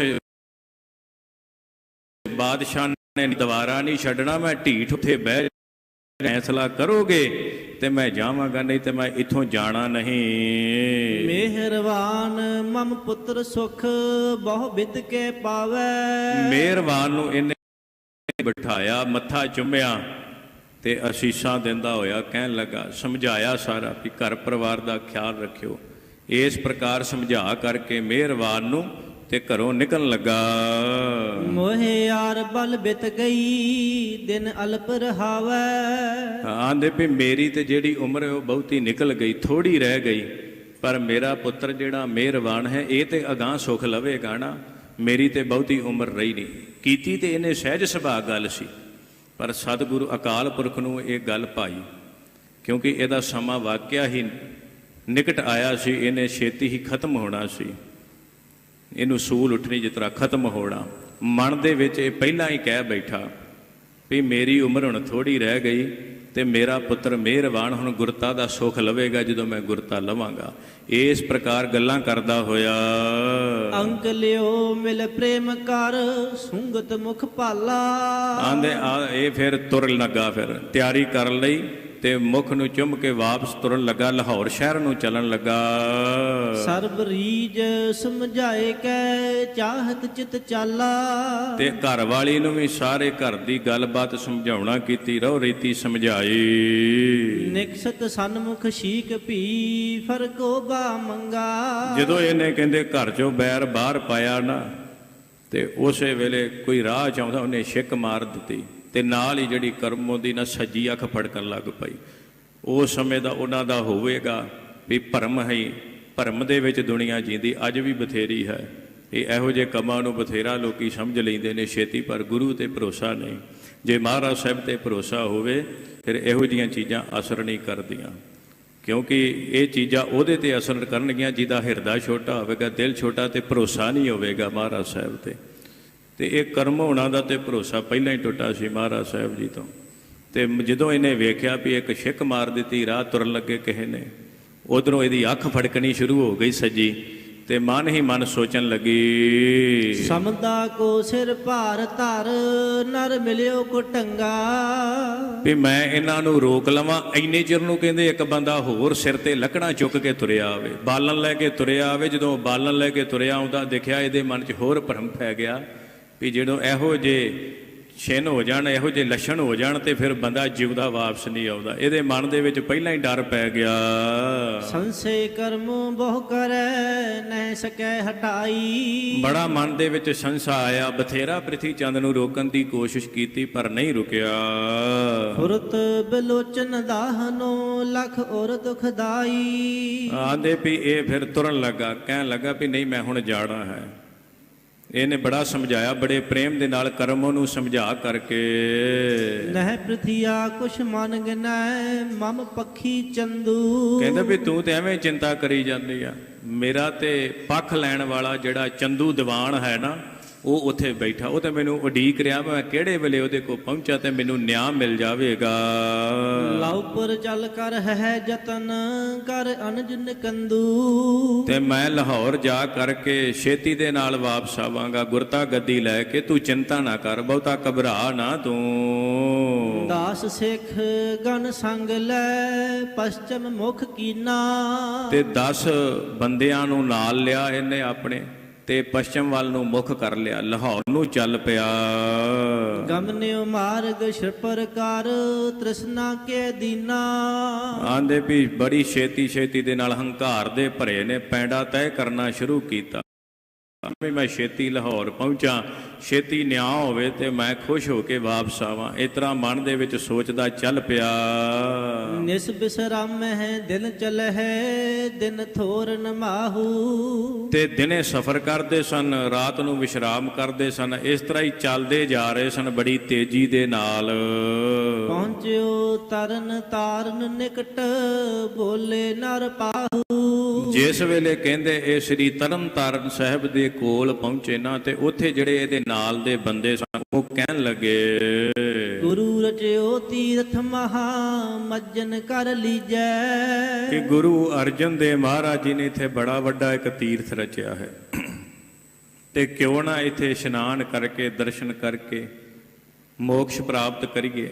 ਇਸ ਤਰ੍ਹਾਂ ਪ੍ਰਿਥੀ ਚੰਦ ਨੂੰ ਕਹਿਣ ਲੱਗੇ, ਗੁਰੂ ਜੀ ਨੇ ਤੀਰਥ ਰਚਿਆ, ਆਪਾਂ ਹੋ ਕੇ ਜਾਈਏ, ਇੱਥੋਂ ਨਮਸਕਾਰ ਕਰਕੇ ਫਿਰ ਅਗਾਂਹ ਚੱਲਾਂਗੇ। ਚੱਲ ਡੇਰਾ ਆਗੇ ਕਰੈ ਨਿਸਪਰੀ ਲਖੀਜੈ। ਆਂਦੇ ਫਿਰ ਅਗਾਂਹ ਜਾ ਕੇ ਥੋੜਾ ਤਰਨਤਾਰਨ ਸਾਹਿਬ ਤੋਂ ਬਾਹਰ ਨਿਕਲ ਕੇ ਫਿਰ ਉੱਥੇ ਡੇਰਾ ਕਰ ਲਵਾਂਗੇ, ਤੇ ਉੱਥੇ ਹੀ ਰਾਤ ਕੱਟਾਂਗੇ ਬਾਅਦ ਵਿੱਚ। ਚਲੇ ਕੋਸ ਬਹੁ ਸ਼ਰਮਤ ਹੈ ਕਰ ਲੈ ਬਿਸਰਾਮੋ। ਕਿਉਂਕਿ ਆਪਾਂ ਬੜੇ ਲੰਮੇ ਸਮੇਂ ਤੋਂ ਚੱਲਦੇ ਆ ਨੇ, ਕਈ ਕੋਹ ਪੈਂਡਾ ਕਰ ਲਿਆ ਹੈ, ਹੁਣ ਸਰੀਰ ਵੀ ਥੱਕੇ ਹਨ, ਤੇ ਆਰਾਮ ਕਰ ਲਵਾਂਗੇ ਇੱਥੇ ਰਹਿ ਕਰਕੇ। ਸੁਨ ਪ੍ਰਥਿਆਰ ਇਸ ਕਰ ਕਹੈ ਜਿਸ ਕੋ ਮਨ ਬਾਮੂ। ਆਂਦੇ ਵੀ ਜਦੋਂ ਪ੍ਰਿਥੀ ਚੰਦ ਨੂੰ ਗੁੱਸਾ ਚੜ ਗਿਆ ਇੰਨੀ ਗੱਲ ਸੁਣ ਕੇ, ਜਦੋਂ ਤੀਰਥ ਦਾ ਨਾਂ ਲਿਆ, ਕਿਉਂਕਿ ਗੁਰੂ ਅਰਜਨ ਦੇਵ ਮਹਾਰਾਜ ਸਾਹਿਬ ਜੀ ਨੇ ਤੀਰਥ ਬਣਾਇਆ ਸੀ, ਤੇ ਇਹਦੇ ਮਨ ਦੇ ਵਿੱਚ ਤੇ ਪਹਿਲਾਂ ਹੀ ਗੁਰੂ ਪ੍ਰਤੀ ਬੜਾ ਹੀ ਹੰਕਾਰ ਈਰਖਾ ਦਵਾਇਸ਼ ਸੀ, ਤੇ ਈਰਖਾ ਦਾ ਭਰਿਆ ਹੰਕਾਰ ਦਾ ਭਰਿਆ ਗੁੱਸੇ ਵਿੱਚ ਆਣ ਕੇ ਕਹਿਣ ਲੱਗਾ ਆਪਣੇ ਨਾਲ ਦੇ ਸਾਥੀਆਂ ਨੂੰ, ਇਹ ਛਪੜੀ ਤੀਰਥ ਨਹੀਂ ਫਲ ਕਹਾ ਨਹਾਏ। ਆ ਛਪੜੀ ਜਿਹਨੂੰ ਤੁਸੀਂ ਤੀਰਥ ਆਂਦੇ ਜੇ, ਇਹ ਤੀਰਥ ਥੋੜੀ ਨਾ ਵਾ, ਇਹ ਤੇ ਇੱਕ ਛਪੜਿਆ, ਇਹਦੇ ਵਿੱਚ ਕੀ ਕਰਨਾ, ਇੱਥੋਂ ਕੀ ਪ੍ਰਾਪਤ ਹੋ ਜਾਣਾ ਤੁਹਾਨੂੰ। ਨਹੀਂ ਗੁਰੂ ਕੋ ਰਚਤ ਥਲ ਕਛ ਪੂਰ ਨਾ ਪਾਏ। ਆਂਦੇ ਇੱਥੇ ਤੇ ਗੁਰੂ ਇਹਨਾਂ ਨੂੰ ਰਾਜ ਹੀ ਨਹੀਂ ਸਕਿਆ, ਜਦੋਂ ਇਹ ਬਣਾ ਰਹੇ ਸਨ ਨਾ, ਉਸ ਵੇਲੇ ਮੁਗਲਾਂ ਨੇ ਇੱਥੇ ਚੜ੍ਹਾਈ ਕਰ ਦਿੱਤੀ। ਤੁਰਕਨ ਸ਼ੀਨ ਪਚਾਇਨ ਰਚ ਬੇਨਹ ਦੀਨੋ। ਤੇ ਤੁਰਕਾਂ ਨੇ ਕਹਿੰਦੇ ਸਾਰੀਆਂ ਇੱਟਾਂ ਚੁੱਕ ਕੇ ਲੈ ਗਏ ਸਨ, ਇਹ ਤੇ ਤੀਰਥ ਬਣਾਉਣ ਹੀ ਨਹੀਂ ਸੀ ਦਿੱਤਾ, ਤੇ ਤੁਸੀਂ ਆਂਦੇ ਤੀਰਥ ਆ। ਗੁਰੂ ਸੱਚੇ ਪਾਤਸ਼ਾਹ ਜੀ ਨੇ ਕਹਿੰਦੇ ਕੋਈ ਤੀਰਥ ਨਹੀਂ, ਕੋਈ ਗੁਰੂ ਨਹੀਂ। ਇਸ ਪ੍ਰਕਾਰ ਆਪ ਸ਼ਬਦ ਬੋਲਣ ਲੱਗਾ, ਚਲੋ ਅਗਾਰੀ ਦੇਖੀਏ ਹੈ ਤੀਰਥ ਹਮ ਕੀਨੋ। ਆਂਦੇ ਤੀਰਥ ਤੇ ਮੈਂ ਬਣਾਇਆ, ਥੋੜਾ ਗਾੜੀ ਚੱਲ ਕੇ ਫਿਰ ਉੱਥੇ ਜਾ ਕੇ ਤੁਹਾਨੂੰ ਦਿਖਾਉਣਾ ਵਾ, ਜਿੱਥੇ ਮੈਂ ਤੀਰਥ ਬਣਾਇਆ ਉੱਥੇ ਜਾ ਕੇ ਤੁਹਾਨੂੰ ਇਸ਼ਨਾਨ ਕਰਨ ਦਾ ਫਲ ਮਿਲੇਗਾ। ਤਾਹਾਂ ਕਰੇ ਬਿਸਰਾਮ ਕੋ ਸ਼ਰਮ ਸਭ ਨਿਰਵਾਰੇ। ਤੇ ਉੱਥੇ ਜਾ ਕੇ ਆਪਾਂ ਵਿਸ਼ਰਾਮ ਕਰਾਂਗੇ, ਉੱਥੇ ਜਾ ਕੇ ਇਸ਼ਨਾਨ ਪਾਣ ਕਰਕੇ ਸੁਖ ਲਵਾਂਗੇ। ਭਲੇ ਅਸੂਦੇ ਹੈ ਦਿਨ ਦੋਏ ਤ੍ਰੈ ਟਾਰੇ। ਆਂਦੇ ਵੀ ਉੱਥੇ ਜਾ ਕੇ ਜਦੋਂ ਪਹੁੰਚਾਂਗੇ ਨਾ, ਤੇ ਜਾ ਕੇ 2-3 ਦਿਨ ਰਵਾਂਗੇ, ਫਿਰ ਨਾਲੇ ਉੱਥੇ ਟਿਕਾਂਗੇ, ਤੇ ਉੱਥੇ ਆਰਾਮ ਕਰਕੇ ਫਿਰ ਉਸ ਤੋਂ ਅੱਗੇ। ਬਿਨ ਹੇਰੇ ਗੁਰ ਥਾਨ ਕੋ ਚੱਲ ਜਾਤ ਅਗਾਰੀ। ਤੇ ਬਿਨਾਂ ਹੀ ਦਰਸ਼ਨ ਕੀਤਿਆਂ ਬਾਹਰੋਂ ਬਾਹਰ ਅੰਦਰ ਨਹੀਂ ਵੜਨ ਦਿੱਤਾ, ਨਾ ਆਪ ਵੜਿਆ ਤੇ ਨਾ ਆਪ ਦੇ ਸਾਥੀਆਂ ਨੂੰ ਵੜਨ ਦਿੱਤਾ ਸ੍ਰੀ ਤਰਨਤਾਰਨ ਸਾਹਿਬ ਤੀਰਥ ਦੇ। ਤੇ ਛੇਤੀ ਦੇ ਨਾਲ ਉਹਨਾਂ ਨੂੰ ਦਬਕਾ ਮਾਰ ਕੇ, ਕਿਉਂਕਿ ਨੌਕਰ ਸਨ ਨਾ, ਜਿਹੜਾ ਨੌਕਰ ਹੋਵੇ ਉਹ ਅਧੀਨ ਹੁੰਦਾ, ਉਹਨੂੰ ਮੰਨਣੀ ਪੈਂਦੀ। ਤੇ ਅਧੀਨ ਹੋਏ ਨੌਕਰਾਂ ਨੇ ਉਸੇ ਵੇਲੇ ਗੱਲ ਸੁਣੀ ਤੇ ਛੇਤੀ ਦੇ ਨਾਲ ਚੱਲ ਪਏ, ਤੇ ਤਰਨਤਾਰਨ ਸਾਹਿਬ ਦੇ ਦਰਸ਼ਨ ਕੀਤੇ ਤੋਂ ਲਾਹੌਰ ਤੁਰ ਪਏ। ਜਾਏ ਪਹੁੰਚਿਓ ਹੇ ਹਰੀ ਉਤਰਿਓ ਮਦ ਭਾਰੀ। ਜਾ ਕਰਕੇ ਹੇਹਰ ਪਿੰਡ, ਜਿੱਥੇ ਇਹਦੇ ਸਹੁਰੇ ਸਨ, ਲਾਹੌਰ ਜ਼ਿਲ੍ਹਾ ਹੈ, ਲਾਹੌਰ ਜ਼ਿਲ੍ਹੇ ਦੇ ਵਿੱਚ ਇਹ ਪਿੰਡ ਆਉਂਦਾ ਹੈ, ਉੱਥੇ ਇਹਦੇ ਸਹੁਰੇ ਸੀ। ਤੇ ਸਹੁਰਿਆਂ ਦੇ ਘਰ ਦੇ ਵਿੱਚ ਹੀ ਇਹਨੇ ਸਤਿਗੁਰੂ ਸਾਹਿਬ ਜੀ ਦੇ ਪਾਵਨ ਪਵਿੱਤਰ ਅਸਥਾਨ ਡਿੱਠੇ ਸਭੇ ਥਾਵ ਨਹੀਂ ਤੁਧ ਜਿਹਿਆ, ਬਦਹੁ ਪੁਰਖ ਵਿਦਾਤੇ ਤਾਂ ਤੂੰ ਸੋਹਿਆ। ਜਿਹੜਾ ਹਰਮੰਦਰ ਸਾਹਿਬ ਬਣੇ ਸੀ ਨਾ, ਬਿਲਕੁਲ ਇਨ ਬਿਨ ਹਰਮੰਦਰ ਸਾਹਿਬ ਇਹਨੇ ਹੇਹਰ ਪਿੰਡ ਵੀ ਬਣਾਇਆ। ਤੇ ਜਦੋਂ ਕਾਬਲ ਕੰਧਾਰ ਤੋਂ ਸੰਗਤਾਂ ਆਉਣੀਆਂ, ਇਹਨੇ ਰਸਤੇ ਵਿੱਚ ਹੀ ਰੋਕ ਲੈਣੇ ਵੀ ਹਰਮੰਦਰ ਸਾਹਿਬ ਇਹੋ ਹੀ ਆ। ਅਗਾਂਹ ਉਹਨਾਂ ਨੇ ਝੂਠਾ ਬਣਾਇਆ, ਤੇ ਉੱਥੇ ਹੀ ਇਹ ਆਪਣਾ ਟਿਕਾਣਾ ਬਣਾ ਕੇ ਬੈਠਾ ਹੋਇਆ ਸੀ। ਇਹਦੇ ਸਹੁਰਿਆਂ ਦਾ ਘਰ ਸੀ, ਉੱਥੇ ਹੀ ਇਹਦਾ ਜਿਹੜੀ ਮੌਤ ਹੋ ਜਾਂਦੀ, ਤੇ ਉੱਥੇ ਅੱਜ ਵੀ ਇਹਦੀ ਸਮਾਧ ਬਣੀ ਹੋਈ ਹੈ। ਬਹੁਤ ਵੱਡੀ ਜਾਇਦਾਦ ਉਸ ਥਾਂ ਦੇ ਨਾਂ ਤੇ ਅੱਜ ਵੀ।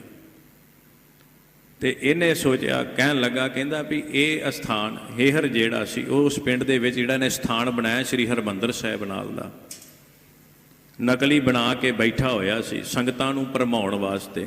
ਉੱਥੇ ਜਾ ਕੇ ਆਪਣੇ ਸਾਥੀਆਂ ਨੂੰ ਕਹਿੰਦਾ ਵੀ ਇਹ ਸਥਾਨ ਪਾਕ ਪਵਿੱਤਰ ਹੈ। ਪਰ ਵੇਖੋ ਮੱਤ ਮਾਰੀ ਗਈ ਇਹਦੀ, ਵੀ ਜਿਸ ਅਸਥਾਨ ਨੂੰ ਅਕਾਲ ਪੁਰਖ ਸੱਚੇ ਪਾਤਸ਼ਾਹ ਨੇ ਆਪ ਬਣਾਇਆ ਹੋਵੇ, ਹਰ ਮੰਦਰ ਹਰ ਸਾਜਿਆ, ਉਹ ਹਰਮੰਦਰ ਜਿਹਨੂੰ ਪਰਮੇਸ਼ਰ ਨੇ ਆਪ ਸਾਜਣਾ ਕੀਤਾ, ਉਹਦੇ ਵਰਗਾ ਹੋਰ ਬਣਾਉਣਾ ਕੋਈ ਸੌਖੀ ਗੱਲ ਹੈ? ਜਿੱਥੇ ਪਰਮੇਸ਼ਰ ਆਪ ਸਿਰ ਤੇ ਟੋਕਰੀ ਚੁੱਕ ਕੇ ਤੁਰ ਪਏ, ਆਪ ਆਣ ਕੇ ਦੇਵੀ ਦੇਵਤਿਆਂ ਸੇਵਾ ਕੀਤੀ। ਨਿਸ਼ਾਨੀਆਂ ਅੱਜ ਵੀ ਦਰਸ਼ਨ ਕਰਦੇ ਆਪਾਂ, ਜਲਾਓ ਲੱਗਦੇ, ਉਹ ਕਈਆਂ ਬਾਲਟੇ ਦੱਬ ਜਿਹੜੇ ਸੋਨੇ ਦੇ ਪਏ ਹੋਏ ਨੇ। ਸੀਨੇ ਬਸੀਨੇ ਇਤਿਹਾਸ ਆਪਾਂ ਸਰਵਣ ਕਰਦੇ ਆ ਰਹੇ ਹਾਂ ਵੀ ਦੇਵੀ ਦੇਵਤਿਆਂ ਉੱਥੇ ਆਣ ਕੇ ਸੇਵਾ ਕੀਤੀ, ਬ੍ਰਹਮ ਗਿਆਨੀਆਂ ਸੇਵਾ ਕੀਤੀ। ਇੱਥੋਂ ਤੱਕ ਇੱਕ ਤੇ ਹੋਰ ਪਰਮੇਸ਼ਰ ਗੁਰੂ ਨਾਨਕ ਦੇਵ ਮਹਾਰਾਜ, ਗੁਰੂ ਅਰਜਨ ਦੇਵ ਤੱਕ। ਉਧਰੋਂ ਕਹਿੰਦੇ ਪਰਮੇਸ਼ਰ ਆਪ ਆਏ, ਅਕਾਲ ਪੁਰਖ ਸੱਚੇ ਪਾਤਸ਼ਾਹ ਜੀ ਨੇ ਆਪ ਆਣ ਕੇ ਉਸ ਅਸਥਾਨ ਤੇ ਸੇਵਾ ਕੀਤੀ। ਐਸਾ ਪਾਵਨ ਪਵਿੱਤਰ ਅਸਥਾਨ ਹੈ ਸੱਚਖੰਡ ਸ੍ਰੀ ਹਰਿਮੰਦਰ ਸਾਹਿਬ, ਜਿੱਥੋਂ ਦਾ ਆਭਾ ਮੰਡਲ ਯੋਗ ਹੈ। ਮਹਾਰਾਜ ਸਾਹਿਬ ਜੀ ਦਾ ਐਸਾ ਆਨੰਦਦਾਇਕ ਸਥਾਨ, ਜਾਂਦਿਆਂ ਸਾਰ ਜਿੱਥੋਂ ਦੇ ਮਨ ਦੇ ਭਰਮ ਦੂਰ ਹੋ ਜਾਂਦੇ ਹਨ। ਮਨ ਦੇ ਵਿੱਚ ਕੋਈ ਮਾੜਾ ਖਿਆਲ ਉਤਪੰਨ ਹੁੰਦਾ ਹੋਵੇ ਨਾ, ਉਸ ਪਾਵਨ ਅਸਥਾਨ ਦੇ ਉੱਤੇ ਦਰਸ਼ਨ ਕੀਤਿਆਂ ਸੁਖ ਪ੍ਰਾਪਤ ਹੋ ਜਾਂਦਾ ਹੈ। ਜਿੱਥੇ ਦਰਸ਼ਨ ਕੀਤਿਆਂ ਕਹਿੰਦੇ ਵੀ ਉਸੋਂ ਦੀ ਧਰਤੀ ਦੇ ਵਿੱਚ ਇੰਨੀ ਤਾਕਤ ਵੀ ਇੱਕ ਵਾਰ ਜਪਜੀ ਸਾਹਿਬ ਦਾ ਜਾਪ ਕੀਤਾ ਹੋਵੇ। ਜਿਸ ਤਰ੍ਹਾਂ ਸੰਤ ਬਾਬਾ ਗੁਰਬਚਨ ਸਿੰਘ ਖਾਲਸਾ ਪਿੰਡਰਾ ਵਾਲਿਆਂ ਵੀ ਇਹ ਕਿਹਾ ਵੀ ਉੱਥੇ ਅੰਦਰ ਪ੍ਰਕਰਮਾਂ 'ਚ ਬਹਿ ਕੇ ਜਪਜੀ ਸਾਹਿਬ ਦਾ ਮਨ ਚਿੱਤ ਕਰਕੇ ਇੱਕ ਪਾਠ ਕੀਤਾ ਹੋਵੇ ਤੇ ਉਹਦਾ ਮਹੱਤਵ ਮਿਲ ਜਾਂਦਾ। ਇਹ ਜਗ੍ਹਾ ਦੀ ਜਿਹੜੀ ਤਸਵੀਰ ਬਣ ਜਾਂਦੀ ਹੈ, ਸਥਾਨ ਦੀ ਤਸਵੀਰ ਬਣ ਜਾਂਦੀ ਹੈ।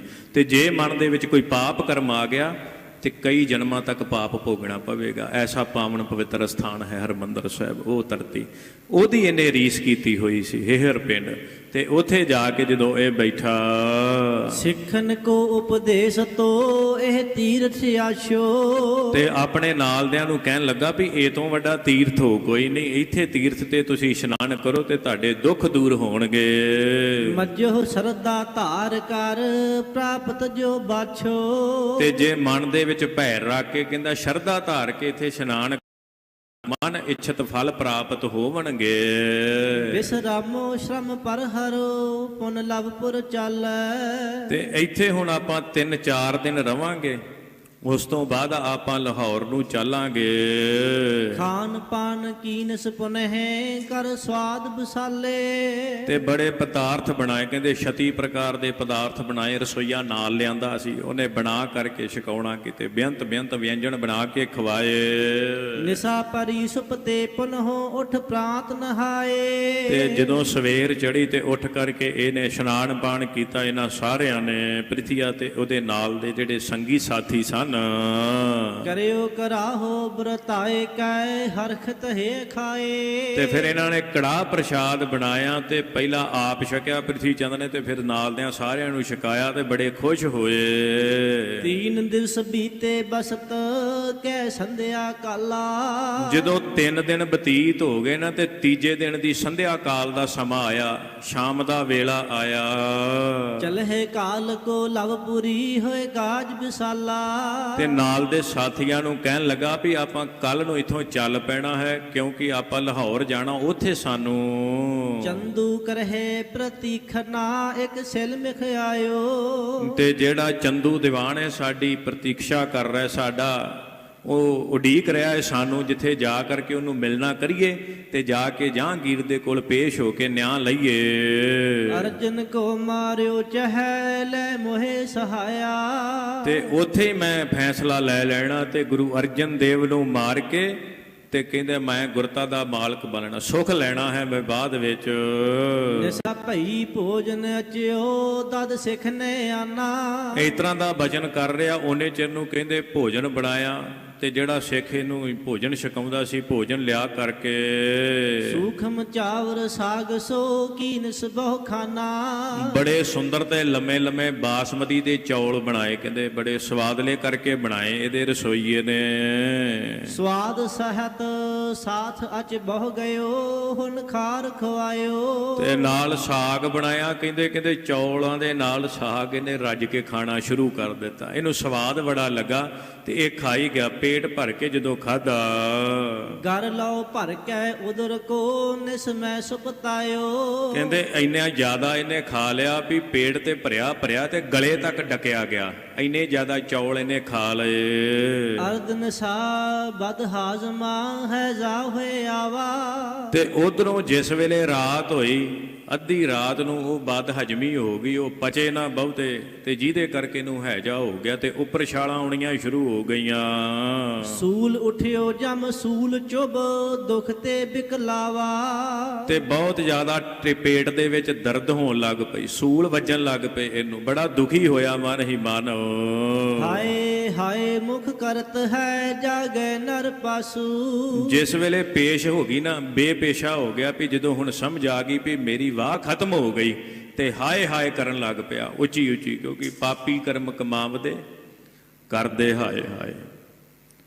ਤੇ ਇਹਦਾ ਵੀ ਪਾਪ ਦਾ ਭਾਂਡਾ ਭਰ ਚੁੱਕਾ ਸੀ, ਕਿਉਂਕਿ ਬੰਦੇ ਦੇ ਮਨ 'ਚ ਵਕਾਰ ਆ ਜੇ ਉਹ ਵੀ ਪਾਪ।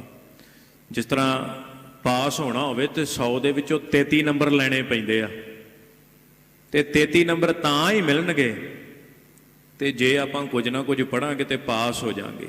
ਤੇ ਜਿਹੜੀ ਗੁਰਸਿੱਖੀ ਦੀ ਲੈਣ, ਇਹਦੇ ਵਿੱਚੋਂ ਵੀ 33 ਲੈਣੇ ਪੈਂਦੇ ਜੇ। ਰੱਤਾ ਮਾਤਰ ਵੀ ਕਿਸੇ ਪ੍ਰਤੀ ਹੰਕਾਰ ਆ ਗਿਆ ਤੇ ਉਸ ਵੇਲੇ ਨੰਬਰ ਕੱਟੇ ਜਾਣੇ।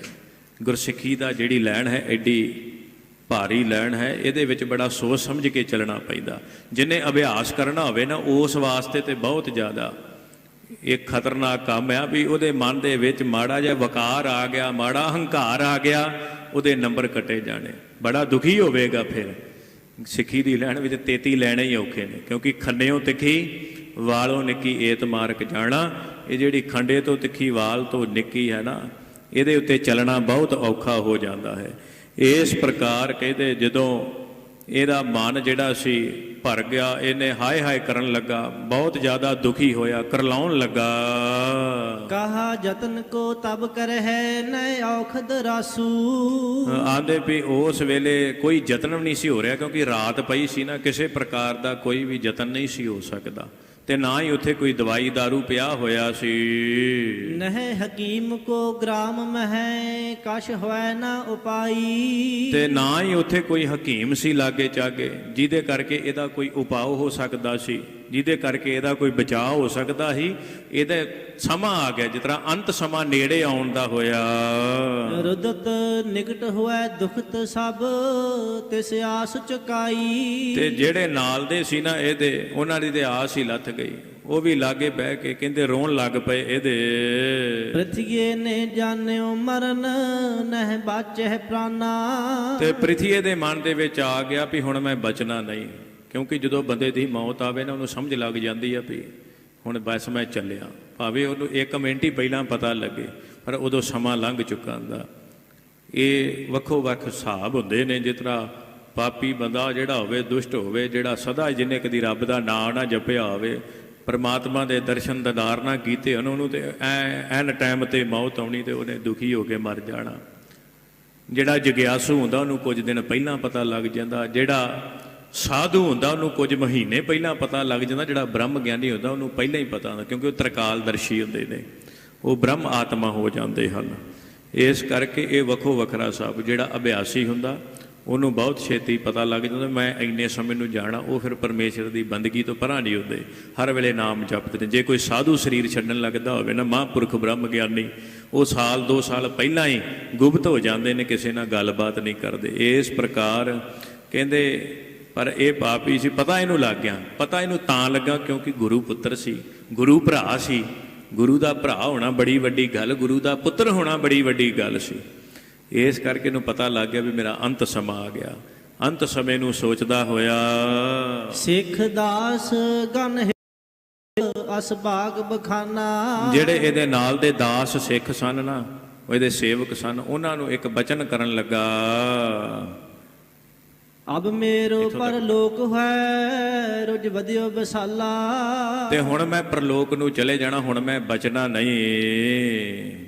ਦਾਹ ਕਰੋ ਇਸ ਥਾਂ ਨਹੀਂ ਕਰ ਕਿਰਿਆ ਕਪਾਲਾ। ਤੇ ਮੇਰਾ ਜਦੋਂ ਮੇਰੀ ਮੌਤ ਹੋ ਜਾਵੇ, ਇਸੇ ਜਗ੍ਹਾ ਦੇ ਉੱਤੇ ਮੇਰਾ ਕਿਰਿਆ ਕਰਮ ਕਰਿਓ, ਇੱਥੇ ਹੀ ਮੇਰਾ ਸੰਸਕਾਰ ਕਰਿਓ, ਤੇ ਇੱਥੇ ਮੇਰੀ ਜਗ੍ਹਾ ਬਣਾਓ ਜਿਹੜੀ ਅੱਜ ਵੀ ਉੱਥੇ ਹੈ। ਉਹ ਜਿਹੜੀ ਸਮਾਧ ਅੱਜ ਵੀ ਇਹਦੀ ਬਣੀ ਹੋਈ ਹੈ। ਤੇ ਇਹ ਸਾਰਾ ਇਸ ਪ੍ਰਕਾਰ ਜਿਸ ਤਰ੍ਹਾਂ ਬਚਨ ਕਰਦਾ ਹੋਇਆ, ਤੇ ਇਹਦਾ ਸਰੀਰ ਸ਼ਾਂਤ ਹੋ ਜਾਵੇਗਾ। ਉਹ ਚਿੰਨ੍ਹ ਦਿਖ ਪੈਣਗੇ, ਜਿਸ ਤਰ੍ਹਾਂ ਮਰੇ ਬੰਦੇ ਦਾ ਹੁੰਦਾ ਨਾ, ਸਰੀਰ ਠੰਡਾ ਹੋ ਜਾਣਾ।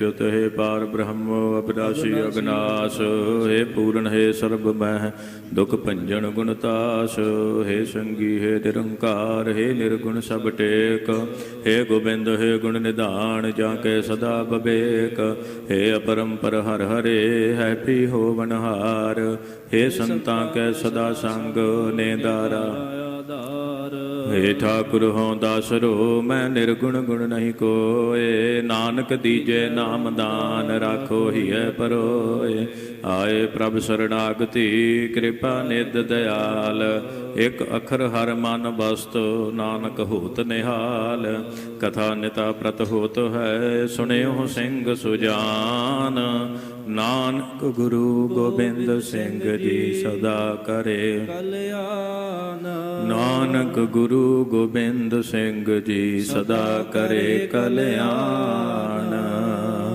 वाहिगुरु जी का खालसा वाहिगुरु जी की फतेह।